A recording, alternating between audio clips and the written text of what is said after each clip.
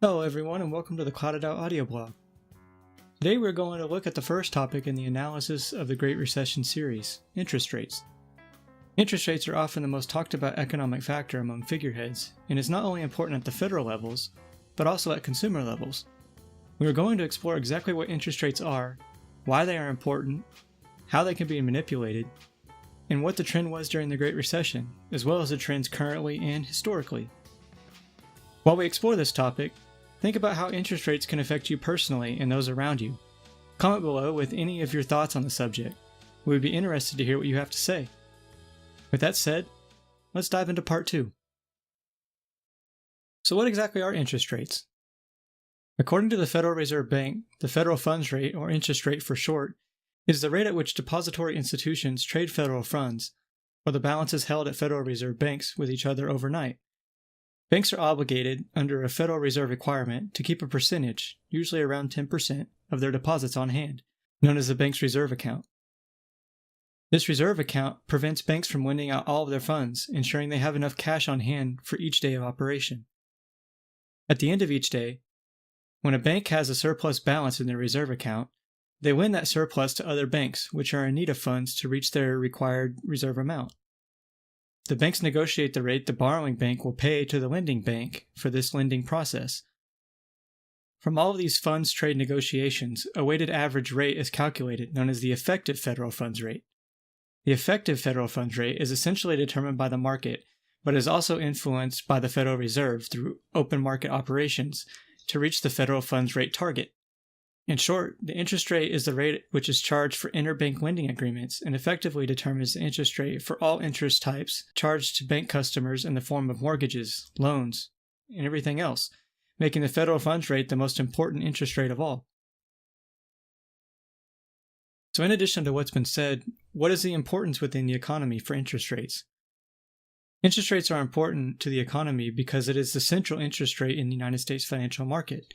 Because banks are forced to lend to one another to maintain their reserve accounts, and are subsequently having to pay interest on that loaned money, banks set their consumer interest rates to levels to help them offset their costs of maintaining their reserve accounts, thereby passing the expense on to their customers. Therefore, the federal funds rate effectively influences the prime rate, or the rate banks charge their customers with higher credit ratings, and longer-term interest rates such as mortgages, loans, and savings, all of which are very important to consumer wealth and confidence.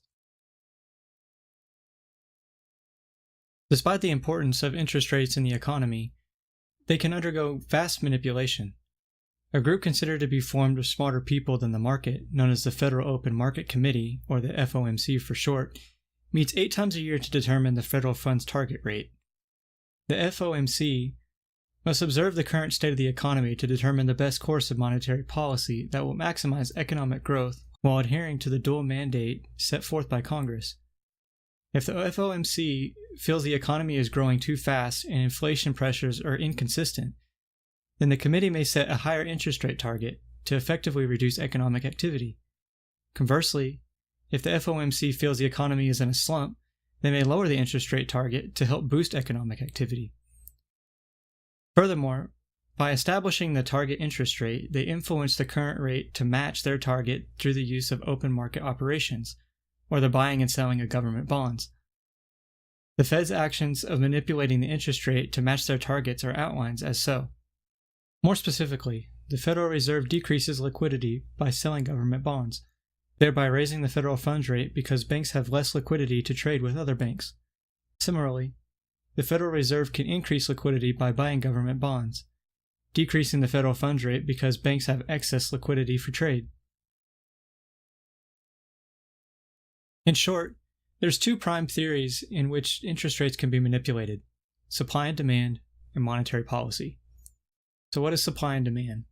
During periods of recession, customers tend to clinch onto their finances. They are more likely to be hesitant to borrow money and instead attempt to save where they can. As a result of consumers adjusting to the recession landscape, the concept of supply and demand comes into play. Because consumers are less likely to borrow money, it creates a low demand while bank supplies of money continue to grow, thus effectively creating an environment which reduces the interest rates to help foster consumers' mentality to borrow. On the contrary, the opposite occurs during an economic boom. As more consumers want to borrow and increase in demand, the interest rates tend to rise as the supply of money shrinks as a result of all the consumer borrowing. In addition to supply and demand, monetary policy is also instituted by the Federal Reserve. The Federal Reserve understands the principles of supply and demand, and additionally understands that supply and demand is far from instantaneous. The manipulation of self-adjusting factors in the marketplace is a slow process. There are many factors in the economic marketplace which need to be understood before adjustment can be made during a recession. The Federal Reserve, however, has a major influence with many tools at their disposal to quickly manipulate the interest rate. It is hoped the Fed understands all the intricacies of the relationships with all the factors in the economy before pulling levers. The Fed's main perspective of Keynesian and Friedman influence is that low interest rates encourage borrowing and spending, which will stimulate the economy. At the first signs of a recession, the Federal Reserve attempts to push interest rates lower by adjusting their target federal funds rate downward. This adjustment to achieve a lower interest rate correlates to fewer savings, more borrowed money, and more money spent. While that may sound positive, more borrowed money indicates an increase in total money supply, thus increasing inflation, which is a negative side effect of the direct manipulation of interest rates. To create the increase in money supply, two methods can be used. The money can either be printed or digitized, or they can purchase treasury bonds, which are effectively purchasing the government's debt and replacing it with credit on the bank's balance sheets. This sparks the creation of credit out of thin air, all while giving the government more funds to spend on its programs.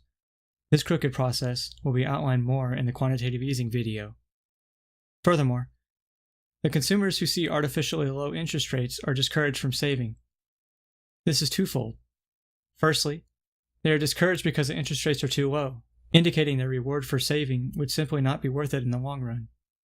Instead, it is more beneficial for them to spend that money now on something they need or want from their point of view. Secondly, being fooled by low interest rates, the consumer spends more money than they have, creating debt at a time where, economically speaking, they should be saving. This only puts the consumer in a worse position, especially if the economy continued to get worse, as now the consumer has no safety cushion to fall back on. So what happened to interest rates in the 2008 recession? During the recession of 2008, in addition to the market autopilot mechanics of supply and demand having an effect, the Fed pulled out all the stops. They pushed interest rates low through lowering the federal funds target rate. They subsidized government spending through buying treasuries or quantitative easing, and printed or digitized money to prevent a depression from occurring at all costs. The interest rate was lowered from the start of the recession rate of 5.26% in July 2007 to 0.21% in June of 2009 at the end of the recession. The consequences of what happened as a result of the Fed's intermingling with monetary policy led to $12.3 trillion of money printing, nearly $10 trillion in negative yielding global bonds, 654 interest rate cuts, and years of near zero interest rates. So historically, what are the trends with interest rates in regards to recessions? As can be seen in the chart above for the effective federal funds rate, 1954 to 2018, 1954 is as far back as the federal data goes. In every recession, the interest rate experienced huge declines. Why is this? In part, it is the natural principle of economic supply and demand at play. In another part is the government's monetary policy intervention. While it cannot be stated matter-of-factly exactly the extent either played in the lowering of the interest rates, though it can be assumed the Fed played the biggest role, a couple of things are quite striking to notice. Firstly, the interest rate at the end of a recession is always lower than when the recession started. Secondly, the interest rate at the beginning of every recession since the stock market crash of the 1980s has been nearly lower or equal to the end of the recession before it. This could likely indicate that the economy is much weaker than anticipated. Here are a few examples. At the end of the November 1982 recession, interest rates were 9.2%. In starting the next recession of June of 1990, interest rates were 8.29%. At a recession's end in March of 1991, interest rates were at 6.12%. And to start the new recession in March of 2001, interest rates were 5.31%. We ended the 2001 recession in December at interest rates of 2.09%, and yet we started the Great Recession in December of 2007 at interest rates of 4.24%. Is this an outlier? Thirdly, since the 1980s, there have been relatively little interest growth on average. There were many high and low amplitude swings, but many never stayed for very long. Additionally, there are many stagnations or flat lines indicating no adjustments at all. Number 4. There's a growing downward trend in interest rates since the 1982 recession. Number 5. A new recession occurs within a maximum of 10 years since the recession before it ended, throughout the whole history from 1954 to 2018. So in looking at the historical data and what happened during the 2008 recession, what are the current trends since the recession? The interest rate has been suppressed below 1% since October 2008.